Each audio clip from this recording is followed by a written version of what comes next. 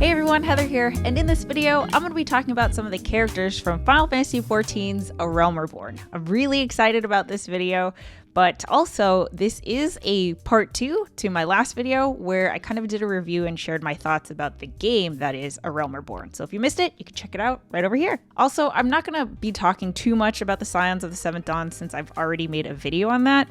So here is your spoiler warning. I am going to be talking about characters that are in all of A Realm Reborn, including the base game and all of the patch content to the beginning of Heaven's Ward. Now, I couldn't figure out how I should order the characters, like in what order I should talk about them, so I kind of came up with a crazy idea.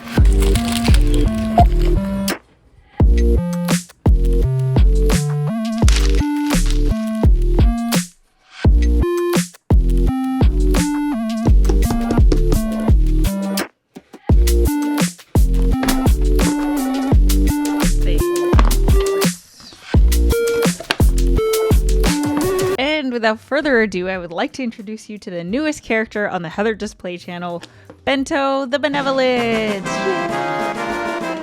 So I just wrote all of the characters' names in note cards, and they are inside Bento, but I think it would be really cool to cover this box in stickers. So if you want to send me a sticker, I will totally put it on this box. So yeah, I'm going to leave my P.O. box address in the pinned comment. The only request I have is that, well, actually two. The sticker has to be appropriate because I want to be able to show it on camera. And then what I would love is for your sticker to have some kind of meaning or story, because I love the idea of this box being covered in all kinds of cool stories, right? It doesn't have to be long. You could just say, you know, here's a picture of my favorite character or a sticker of my favorite character or whatever. But I think that'd be really cool. Hi. Okay, are we ready? Shaking up Bento. All right, here we go. First pick is, can you see this? Sid Garland. There is a line from Sid that really stuck out to me that I wanted to highlight. Oliver, I want to thank you. You've helped me to rediscover a part of myself I'd forgotten. I am not the man I once was, and I do not know if I ever shall be, but I do know one thing. This feels right. So amnesia is not like a, you know, super unique thing to storytelling and story plots and stuff like that, but the way that I like about how Sid got his memory back is this specific line where he says that it feels right. And it's small, right? Like, it's not a big deal. This is just one dialogue box, but it is different from, like, you know, a flood of all your memories coming back versus how Sid is kind of, you know, trying to fix a watch and then kind of feeling something in his gut, or seeing the Enterprise and again feeling that like pull of, this feels familiar. This is something that I like doing. This is something that like my hands are moving automatically and on their own. And the reason why I like that so much is that in my 30s, I really come to realize that it is very hard to trust your gut. It's really hard to listen to your gut. It's very, very common advice where people are like, yeah, just listen to your gut or whatever. But like, sometimes you don't know what that feeling is. I really learned, especially after starting my own business, to trust my gut, even though everything else is telling me that what I'm doing is wrong. I feel that way with this YouTube channel. The whole like HeatherJustPlay thing, this has been an idea for me for years, but I just kept saying, like, why the heck at 37 years old am I going to start a gaming YouTube channel of all things? Like, I should be focusing on my business. I should be focusing on all these other things. And even like quitting my career. You know, I actually quit my job to start my own business. And then I started a YouTube channel to document that journey. And everything was telling me that that was the wrong move, that I should just go get another job and all of that. But it just felt right. It just felt right. And that feeling of like, this feels right is so, I don't know, it's like not given enough credit, especially when when it feels like you're doing something wrong because you're doing something like unconventional, or everyone else is doing this thing and you're doing it this way. It's different from like when someone recovers their memories because like, I don't know, it just like hits them in the face and all of a sudden, oh yeah. I like how Sid gets his memories back by doing the thing that he really loves doing. It's almost like, you know, regardless of if the memories came back or not, he would have gravitated towards that because it felt right. Okay, Bento. tell us what's next. Dun, dun, dun, dun.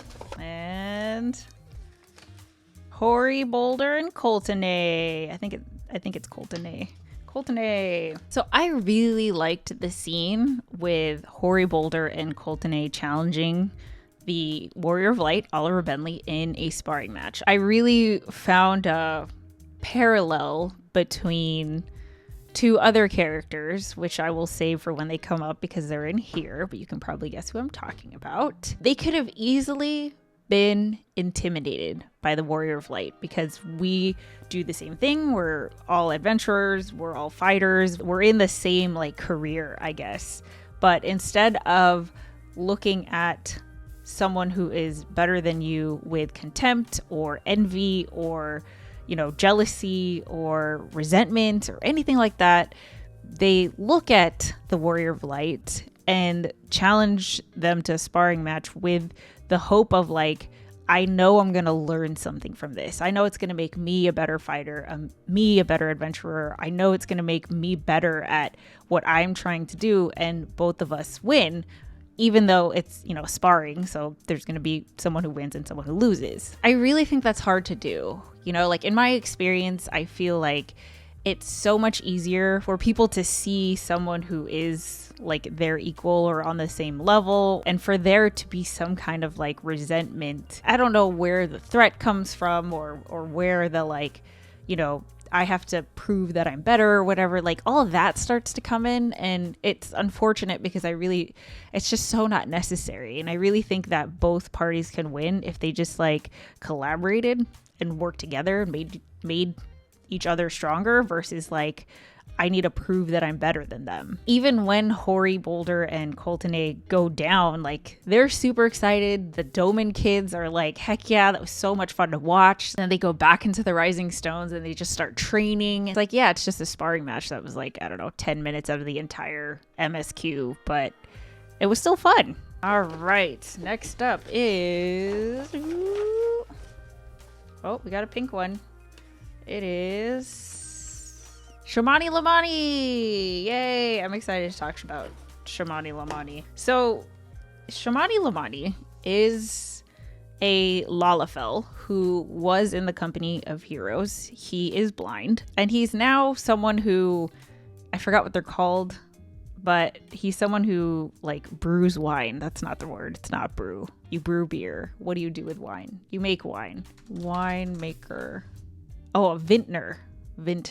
So this is kind of similar to Sid, but stories where people have to find a new purpose and kind of redefine themselves and find or figure out a new identity always fascinate me. And I think that's because I resonate with it so much personally. With Shamani Lamani, it's different because not only was he an adventurer, but he was in the company of heroes who was known for, I think they defeated both Titan and Leviathan. So they were popular. Everyone knew who they were.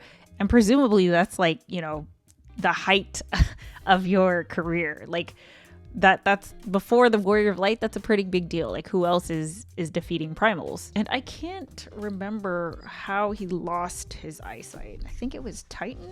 Another member of the company hero, Shamani Lamani, sunk to the depths of despair after the company's victory over Titan blinded him. And I find the stories where the thing that used to define you gets taken away, right? Like for whatever reason, there's some kind of accident or circumstances change or whatever. In this case, Shamani is blinded. 2 years ago, in the deepest depths of my despair, I stumbled across Vilbrand as a vagabond drunk. I suspect I was looking for a place to die because I very nearly found one not far from here. It was there that a man named Dress took me in and nursed me back to health, and it was he who gave me my first taste of Bacchus wine, which helped me to find my new calling.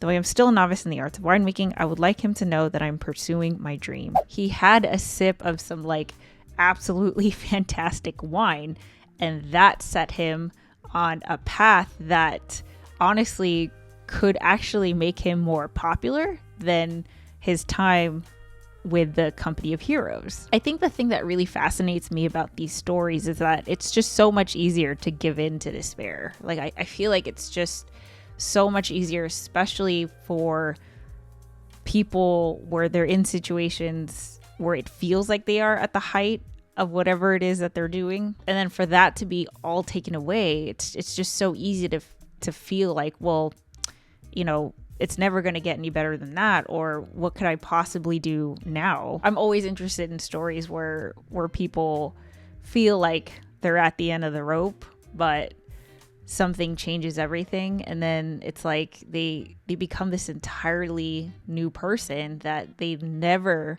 would have seen themselves becoming before. I just love those stories. All right, next up,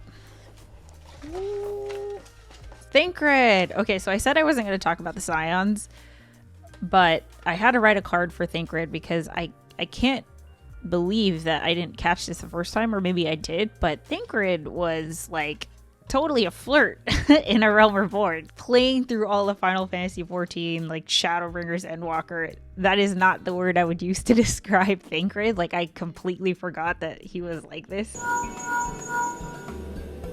'Tis I. Ere thou goest, another matter requireth thine attention. A young maiden, full eager to...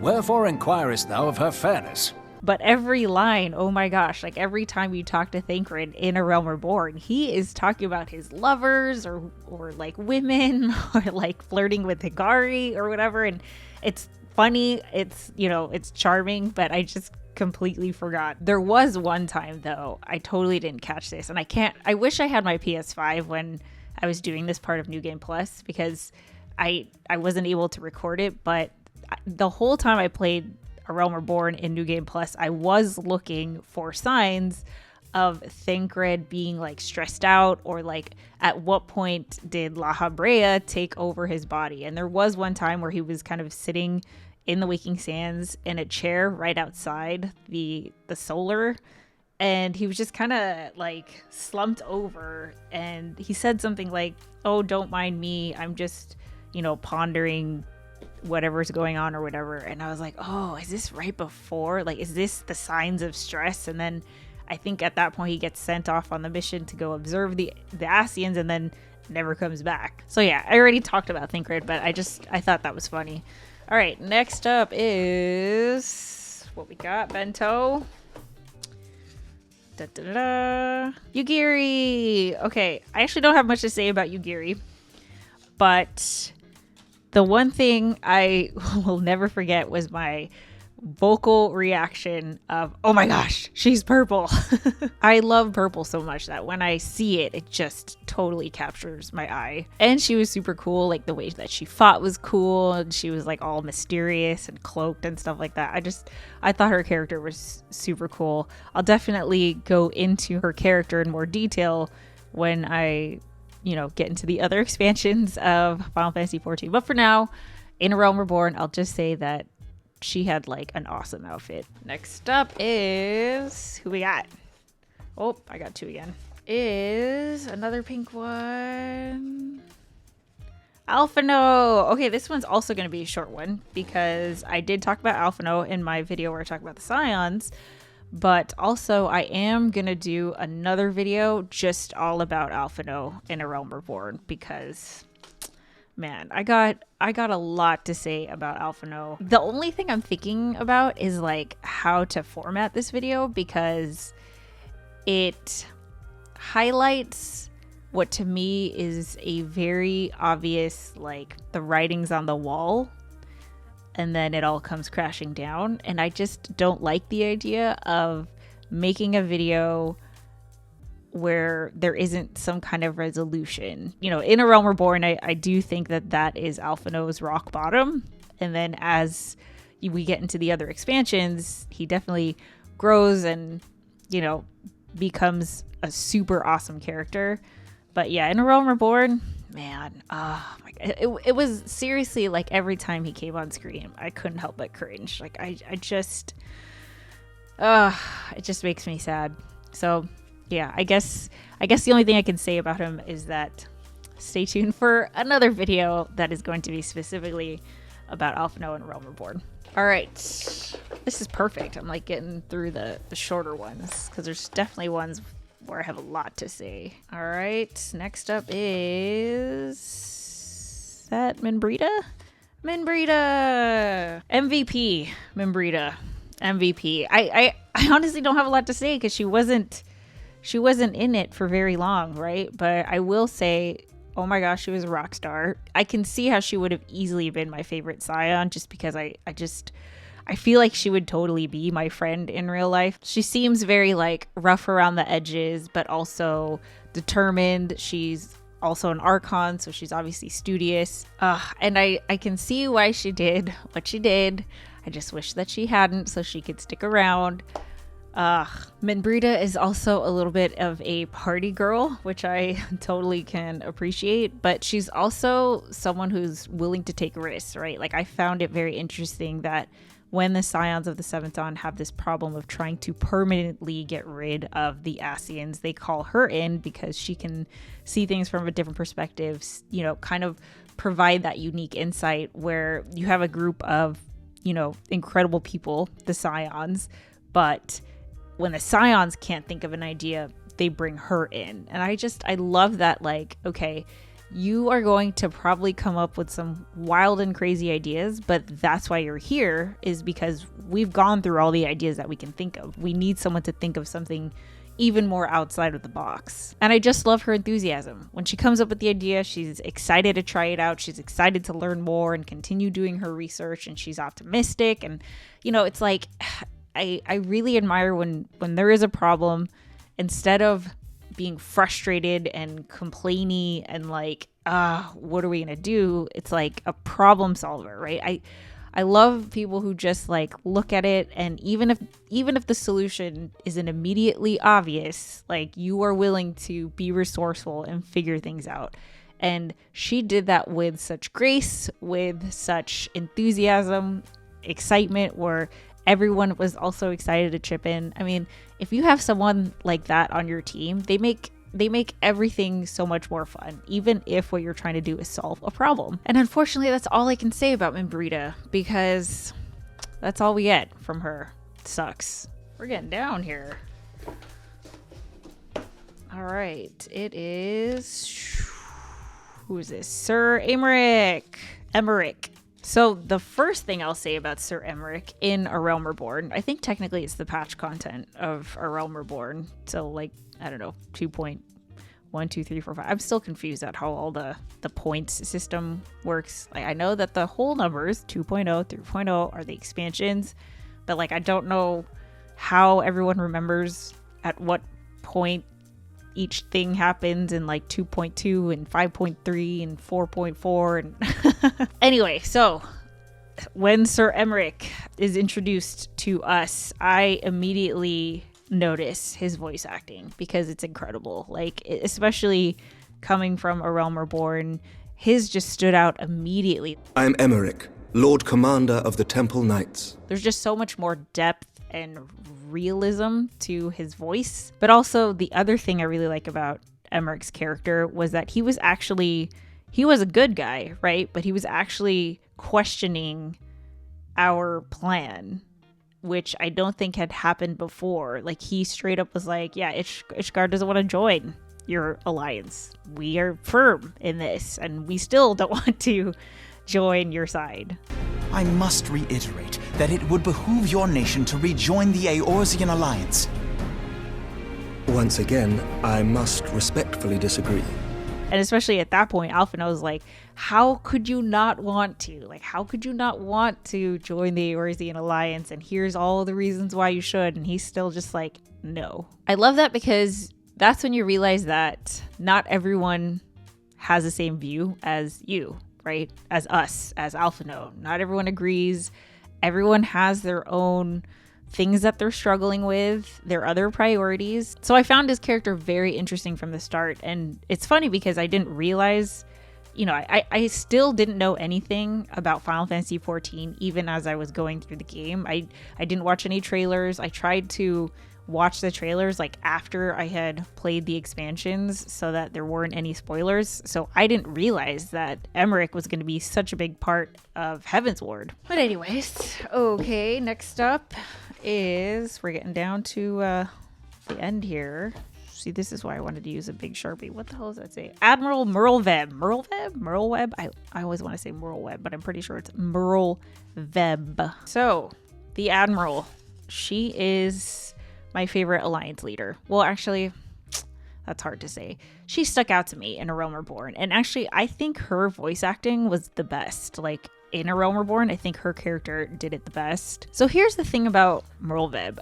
One thing I learned about myself is that as resourceful and entrepreneurial as I can be, you know, many times during my career when I actually worked at organizations, I was like, I had one boss tell me that I was a revolutionary, because what I would do is like streamline and make things more efficient and like take everything to the next level. I don't know why I did that. That's just kind of who I am. And I mean, I guess that's why eventually I just started my own business. But one thing I always knew I did not want to do was be the tip-top leader. Like, I am totally cool being the second in command, but to be the person at the top, the captain, the director, the president, you know, I'm cool with being number 2.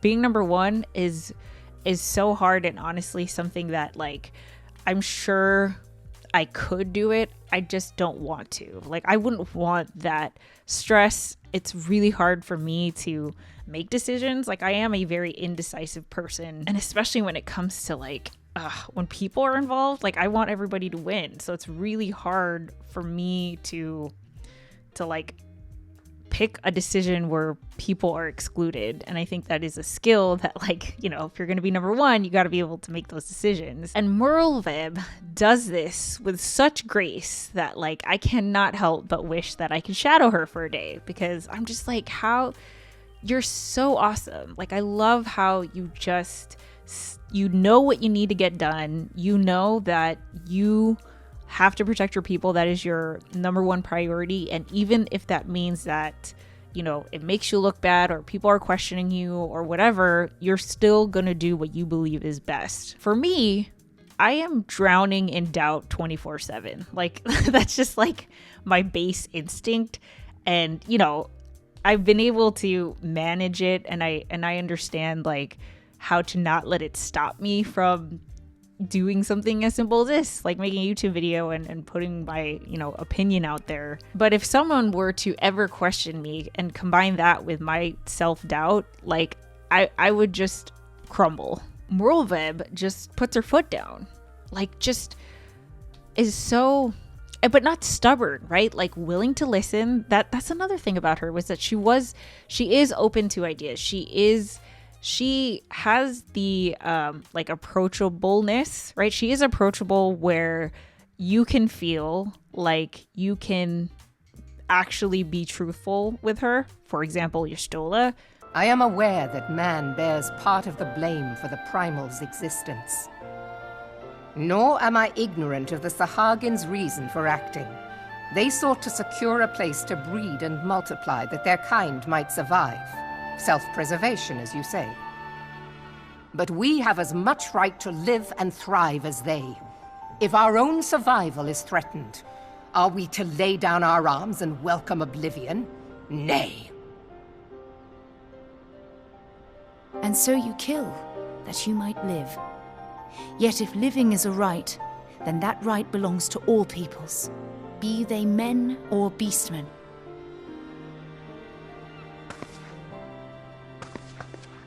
I'll not deny your reasoning.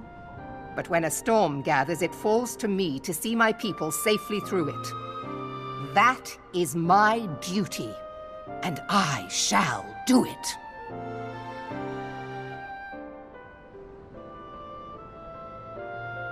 As must we all, Admiral. Stay the course, then.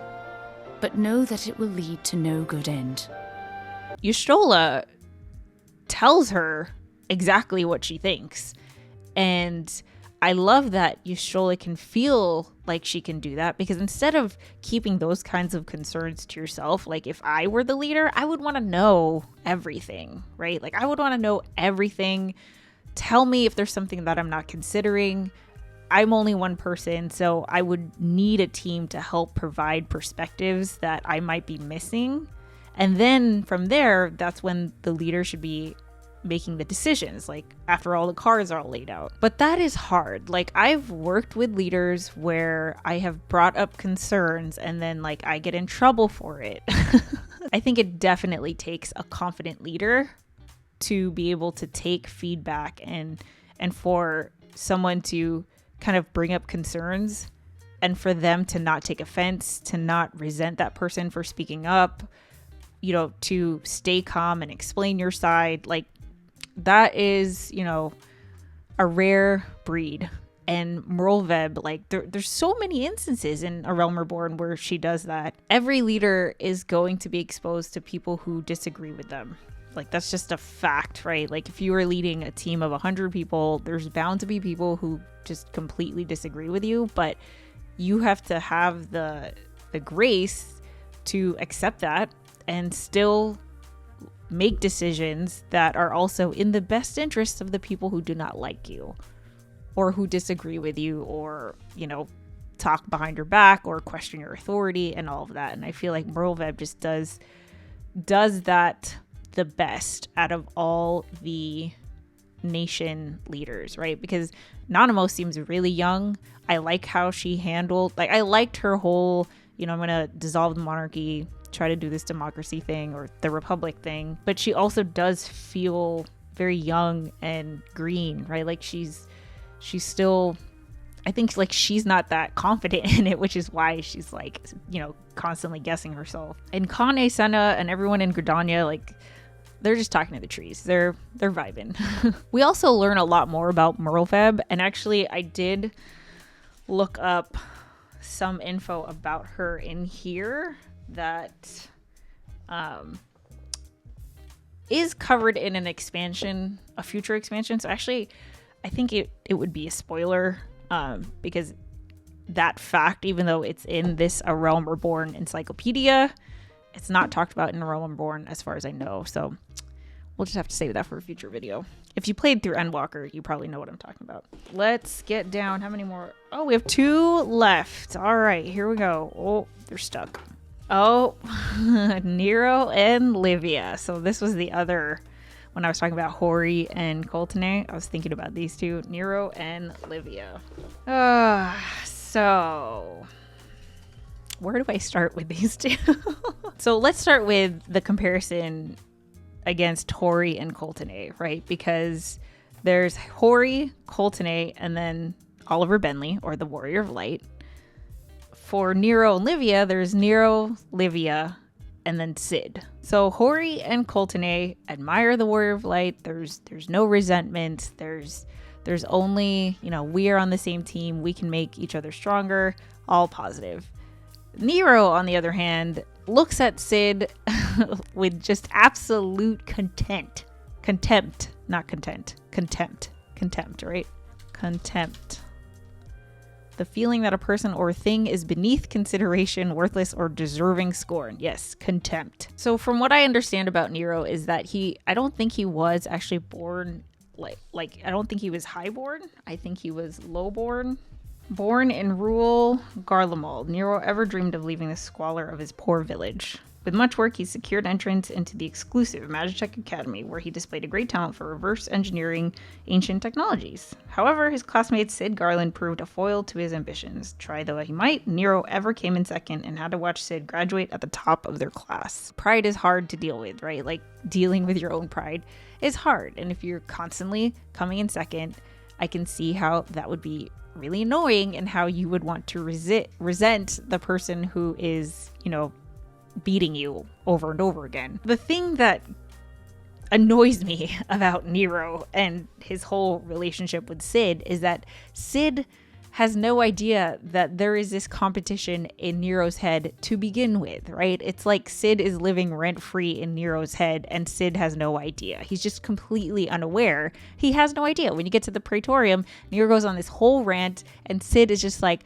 I had no idea. And instead of like caring about who is number 1 and number 2 in school, you could have just teamed up to do awesome things together. You know, like you could have been on the same team, but instead it's just like, oh, everything I'm doing to to prove that I'm better than you. And I just feel like that's such a like that's going to be the motivation behind your purpose in life. What do you want to do, right? If Cid was removed from the equation, like what do you want to do with your life? The thing I really like about Nero is that he is super, super curious, right? Actually, before I put the book away, let me read you this part right here. Though invited to remain as a researcher at the Academy, Nero declined and joined the Imperial Army. The choice appears to have been motivated by the access to the ruins of long-dead civilizations afforded to soldiers on the front lines. So basically, he declined staying at the Academy. He was probably resentful towards them because he kept getting second. But he joined the army specifically because he knew he was going to have access to probably Allegan technology. And that I find very fascinating, right? Like you are willing to make this huge change decision in your life in pursuit of the thing that you're passionate about. And instead of involving Cid, like just go do your thing. Like why does Cid have to be the driving force behind that? Why are you even talking about him, you know? So I like that part of Nero, and you know, I don't think that this is a spoiler, but eventually Nero joins Garland Ironworks, and I much prefer them being on the same team, and I definitely want to go up to Nero and be like, see, I told you so, like you should have just been on the same team the whole time. Now Livia, oh man, I said this in my part 1, but Livia, So I was totally caught off guard, just like the Scions, when she decided to invade the Waking Sands. The thing that I really don't like about Livia, actually there's a couple things I don't like about Livia, but she's probably my like least favorite character in terms of story of A Realm Reborn. Like, not that I think she's a bad character, but she's the one I felt the most like, you suck. Like to me, she felt like the ultimate boss, which is so funny because she's not. But the thing that annoyed me about her was that it seemed so much about somebody else, right? And in her case, it was Gaius. Just like Nero is being driven because of Cid without Cid even knowing, it kind of feels the same way with Livia, where everything is just to get some kind of validation and recognition from Gaius. And when I first played it, I thought she was obsessed with Gaius, like from like a I want you to be my lover kind of standpoint, right? Like I thought she had a crush on Gaius and was just like, oh, he's finally gonna notice me because I decided to go do this brash thing and invade the Waking Sands. But then I read in here that it is a fatherly thing. Like Gaius actually adopted her as his daughter, and so the like validation is from like a parental child angle, which to me is even worse because it's like, okay, how old are you and you still need your father's validation? Like seriously, why? You know what I mean? Like I get that you want to pay him back because he rescued you and adopted you and you wouldn't be who you are if not for him, but also like you know, when the quote next to your name in this encyclopedia is literally, okay, so here's Livia, right? The quote is, his dreams and ambitions, his body and soul, they are mine. Do you hear me? All mine. Like, body and soul for your adoptive parent? Like, why? You know? The other thing I didn't like about Livia is that she never shows her face. And I feel like if you have the audacity to come in here and murder all my friends, like I get that you're in your super cool white gear, which is also the best one out of all of them. Looks badass. But like you're never gonna show your face. You know, I always found that interesting. I know Gaius doesn't either. But for Livia, because of what she did, I just was like, I want to look at you eye to eye. And then, oh my gosh. Like, I don't know if this is common knowledge or what, but I cannot believe this. Because when you continue to read Livia's biography in this book, right? Robbed of her parents at a young age, the Garlean girl was taken in by Gaius, who had known her father, though leaving behind her younger sister, Lucia. Wait, seriously? When I read that, immediately I flipped to the Ishgard section because we happen to know Eorzea. And I was like, is this going to be a connection that is seriously? Because, I mean, I don't know if it's a spoiler, but her last name is, I think, just common knowledge. Check it out. Lucia Go Junius and Livia Sas Junius. The middle names, right? The Sas and all that toll. I'll do another video on this, but those are Garleans receive a title betwixt their forename and surname, indicating their position within society. So basically, they have the same last name. They are sisters. I can't believe it because Lucia is like one of my favorite characters. I absolutely love her, and I cannot believe that she's Livia's sister. What the heck? They're sisters. Like, oh my gosh. So if I wanted to know what Livia kind of looked like, she kind of looked like Lucia. Oh my gosh. Like, does Lucia know what Livia did? Do we know that they're sisters? Whoa. Is that common knowledge? Like, I can't. When I read this earlier, I was telling Tom, like, oh my gosh. And he has no idea who these people are, but I was like, oh my god. Anyway, so that was a cool little thing I discovered this morning. But for Nero and Livia, I feel like both of them are brilliant. Like, both of them are so capable. They're so talented. They're obviously exceptional at what they do, but for some reason, like, when the thing that drives you is an external force, and especially if that external force is another person, like, something like passion should come from within, just like it did for Sid, right? It just makes me wonder about Garlean culture, like Garlean family, society, and culture, right? Because we have two very insecure people so far, and I think the very last person that Bento the Benevolent is going to feed back to us is the one and only Gaius Van Balezar. So this is the only time that I'm going to do this because I don't want to criticize or put anyone down. I understand that, like, you know, everything is someone's job, right? Like, people work hard and put their heart and soul into all these things that we consume. And so I never want to make anybody feel bad. But I will say that with Gaius's voice acting, I do feel like it did take away from what is actually a pretty decent plan. If he hadn't been influenced by the SCIONS, right? Like, I feel like La Habrea fed him the whole Ultima weapon thing. But before La Habrea got involved, I honestly think that Gaius truly was trying to do what is best for the realm. And that's why I like the "such devastation" line that is memed all the time. Such devastation! This was not my intention!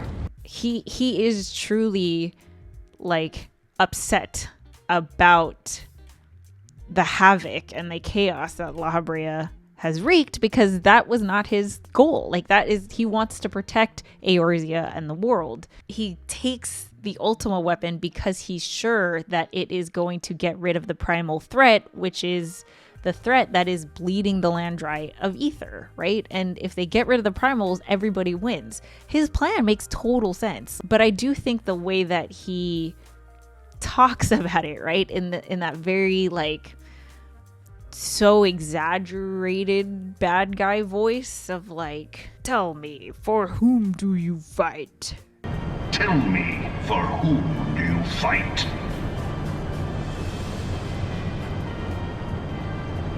And honestly, if you just read his dialogue, if you just read his plan, right, like, it's just in the dialogue box, it actually makes so much sense. It's like, dang, Alphino, maybe we should talk about a collaboration here, because I don't know, I kind of think that his plan is more fleshed out than your very sus Crystal Braves plan.